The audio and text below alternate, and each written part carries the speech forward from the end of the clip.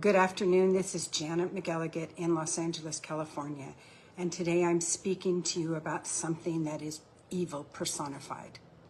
The United States put sanctions on the president of Sudan, saying that he has used chemical weapons on civilians in Khartoum.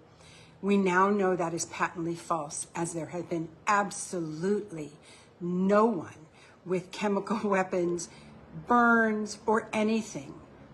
However, yesterday, 32 to 37 drones were used on the civilians of El Fasher to deliver chemical weapons.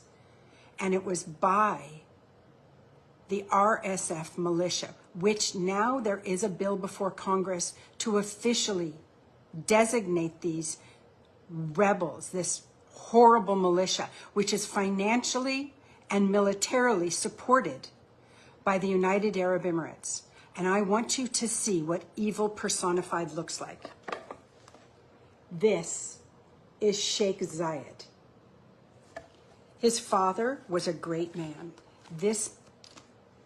I hesitate to call him very human. He has been raping and pillaging and supporting financially and militarily the rebels called the RSF, the Rapid Support Forces now, since probably even before the outbreak of this war, which began April 15, 2023. So for the last 2.5, almost 3 years, hell has rained down on these people of El Fasher. The Sudanese army, against all odds, they were disorganized. They were not strong when this began, and everyone believed, except the people who understood the Sudanese. Everyone in the world believed that this would be a blitzkrieg and that the RSF would quickly take over. Why? Why do you ask, does the United Arab Emirates want the Sudan? Let me show you something. This is a terrible globe, but what you see here is where Sudan is. And it's on the Red Sea. And just right over here is the United Arab Emirates. The United Arab Emirates, in less than 25 years, will have no water except what they can pull out of the sea. And they have no food. They live in a desert and a very complex area on the Persian Gulf. The Sudanese were willing to sell the UAE food. They are the breadbasket. But not only that, Darfur is the last holdout to stop the militia completely and to stop the United Arab Emirates from taking over the Sudan and taking over Darfur, splitting off and making another landlocked country. And the reason it's important is because that area is home to mountains of gold in Jebel Mara, in all of Darfur.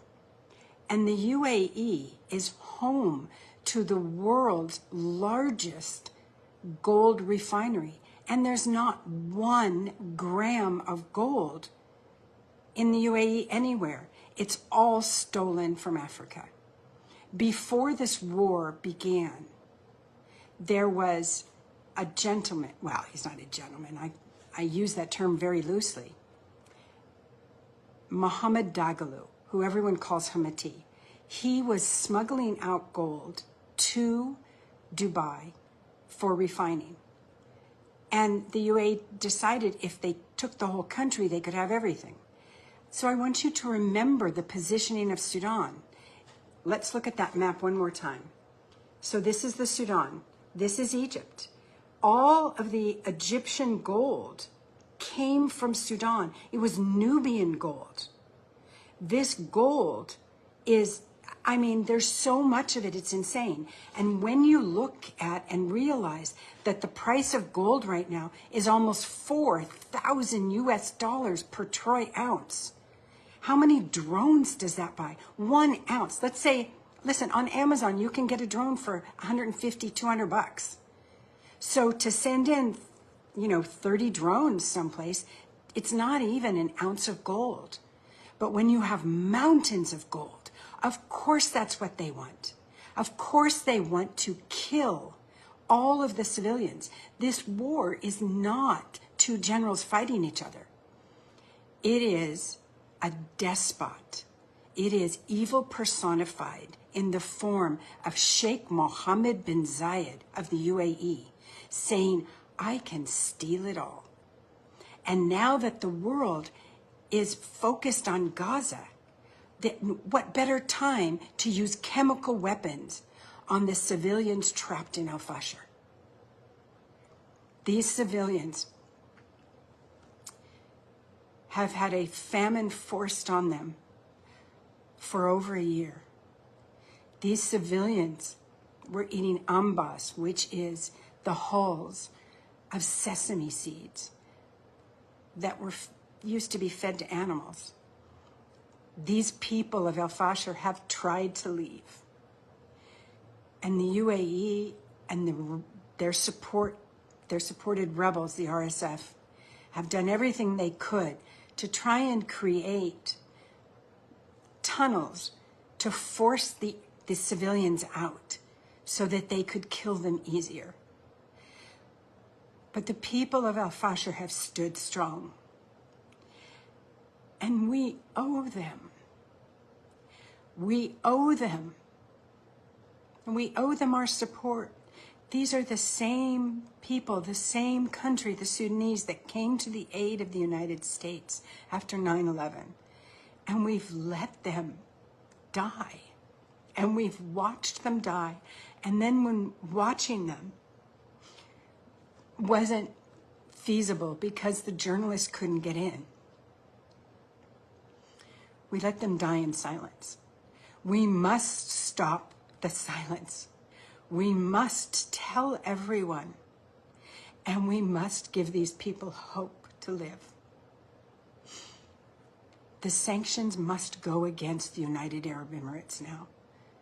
There is so much evidence that shows they have been shipping and transshipping arms through Basaso, which is part of Somalia. The Somali government recently let me know that after the Sudanese Minister of Intelligence visited them, the UAE intelligence head came in and said, you must fire the person that invited the head of intelligence. And there's negotiations going on right now with the president of Somalia with how much it's worth to the UAE to pay the Somalis. Because the Somalis have not forgotten that when their war took down their country, it was the Sudanese who educated everyone. Where is our humanity if we allow the UAE and the RSF to use chemical weapons now and to be silent? We can be silent no more. We must save al-Fashir. Thank you.